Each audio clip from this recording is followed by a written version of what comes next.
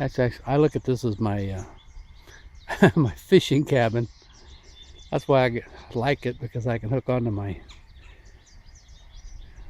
boat and pull it around and park it there at the campground and go fishing. Pull that whole cabinet out of there. And then I'm going to try to see if I can sit this right on it. Right on the base there. And just as I was getting ready, I just got done talking to you guys. Okay, I just put the camera down and started to take this thing out, and I realized that this lifting mechanism is attached to this cabinet that I wanted to remove. And it's attached to the wall, but it's attached to this to keep it from bending. So maybe there's a way.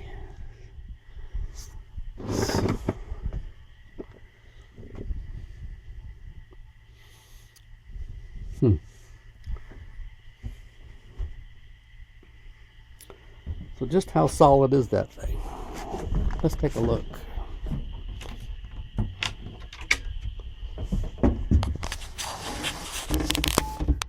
So where it's attached to the cabinet, it's got a piece of plywood and I can move it with my hand. So that's not doing much. It can't be. Or didn't like it. Right now it's collapsed, as you can see.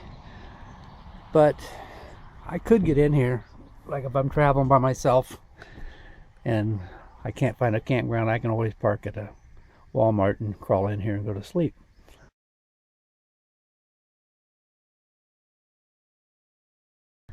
I couldn't figure out how to do it without, I don't like doors that flop down, because then you're butted up against remember, we're really out of room here. So I put in 3 sliders. Now when I got done with this, I went ahead and I doubled up some leftover carpet that I used in one of my boats. This is actually double layer. Got the rubber to rubber, and just to keep the moisture from the person for sleeping here, and it just makes it a little bit nicer. That's all. If you're wondering where I got this stuff for the door, this is basically just a piece of wood. I ran through my table saw twice and made a groove. Same way with the top. I made it just slightly bigger, but the bottom's kind of still rough. I didn't make it smooth because I didn't want them to slide when I hit the brakes. So first I worried about it because I just naturally push down on it but if you grab it and pull up, it opens super easy. So that worked out pretty well.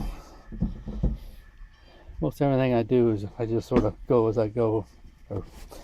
I never plan too far ahead, because whenever I go into complicated plans, I always have to change them anyway. So why not just plan for the next hour and do it? And that's worked out. I can't remember what my original plan was. You'll have to look at my earlier video, the beginning of this. And while I was at it, this had a furnace in it. There was a furnace right here. This has to be painted. I'm gonna paint the whole thing again. But anyway, the furnace worked, and it would get it really hot in here. The problem was when I'm boondocking, the blower on it just wore my battery down within an hour. My 2 batteries that I carry with it. So I never really used it. I used it a few times when I was plugged in somewhere, but heck, I could use electric heater. Why bother? And I went and bought me some plastic. There's no food in here now, but this is my little coffee maker, a little 1-cup coffee maker. So this is basically, I'll have to either heat it with some kind of propane little heater. I just gave away a good anyway, I gave away a good little heater.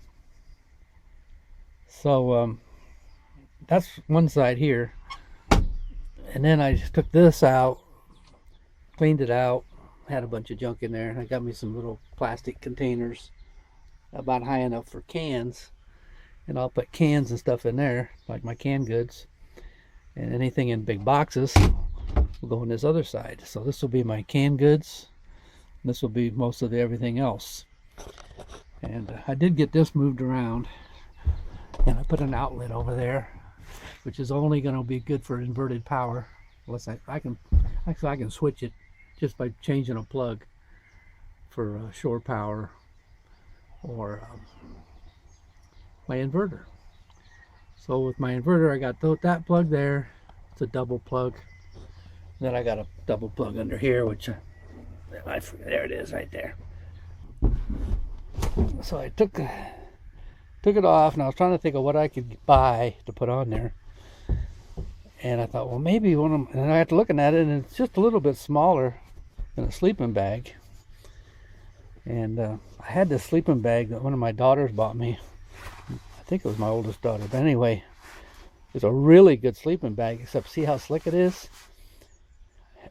I'd get in it, it's super warm. I'd get in it, and then after a couple hours, I'd wake up freezing to death. And it's so slick that I must move my feet all the time, because it would slide right off of me. It would be down on my feet. And I tried and tried. Anyway, the slickness of it was on the outside. You're actually looking at the inside of the sleeping bag. The inside wasn't slick. The outside was, I suppose, to keep it from wetness. This is made so you could just go camping, hiking and camping. I never threw it away because it was such a good sleeping bag. So anyway, I shoved it in the sleeping bag, and I extended this. I put a piece of this foam about 6 inches wide on the back, just to make it a little bit tighter. And man, is this comfortable. I laid down on it the other day to try it out, and I almost fell asleep. So now I got a bed here that I can get in, or if somebody wants to go fishing with me, they can have a place to sleep, or I can sleep here and they can sleep above. If they're younger than me, they're going to sleep above. It is much easier to get down on here. So that's where we stand with this. I'm pretty much done with it except painting it. But like I say, it's too cold to paint. So right now I'm getting ready to take it off the truck, because I got a couple of little rust holes I noticed when I was camping. And I'm going to Bondo them and paint it up. I'm trying to keep this truck. I don't want to have to go buy a new truck, let's put it that way.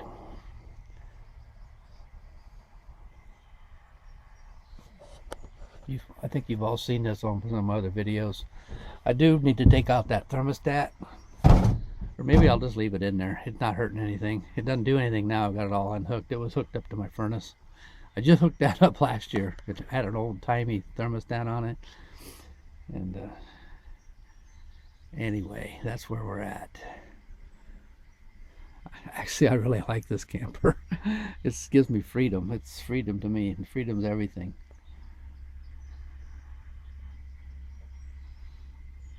Let's see if I'm getting any solar. Well, it says it's 13.3, but that could be the battery from just sitting there yesterday. I can't be getting much. It's so overcast. Like I was saying, if I want to, I got to clean this out too. This is the way that I switch. This wire actually goes to that outlet that I showed you for the refrigerator, and the one underneath. And if I want to run on my inverter, I just plug it in and turn the inverter on. Or if I'm in a campground and I'm on shore power, I can just plug it into here, flip the switch, and boom, I got shore power on everything. So that's how I do it.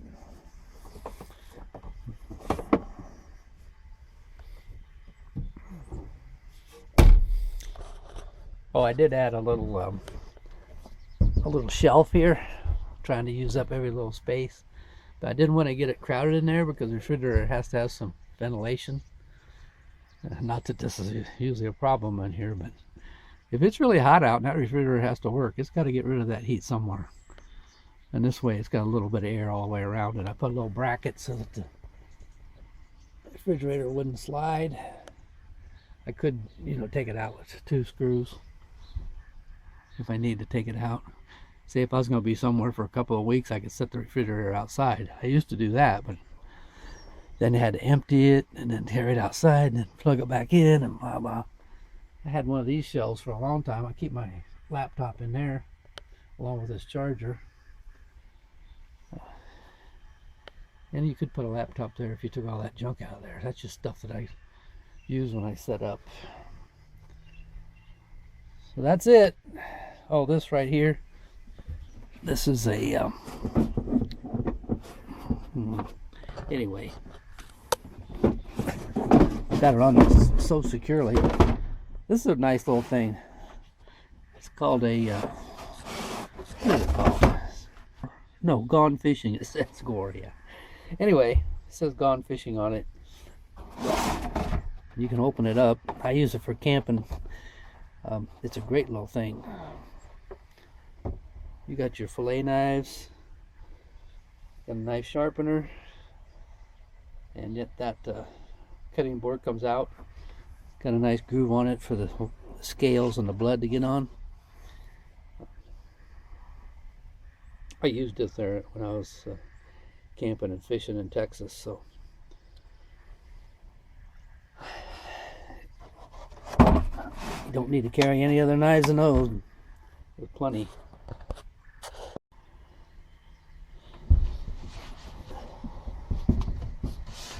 I found a place to clip my camera. It's just, you can just sit here and not bump my head. If I was 6 foot tall, if I was another inch and a half taller, I'd be hitting my head if it was all in my waist up. So see you guys. Thanks for watching. I'm still trying to get 1,000 subscribers. YouTube decided that they wouldn't give me a little they used to give me a few dollars every month for making videos, and I never had 1,000 subscribers. So if you could help me get 1,000 subscribers, I'd sure appreciate it. That's kind of the feedback I get. I really don't even need that, the little pittance they give you, but it made you feel good. And so I'm still trying to get 1,000, but I'm not that interested in getting paid for it. But I do like feedback, so if you give me some comments and you can share my videos, you know, maybe I'll see you on the trail someday. Talk to you later.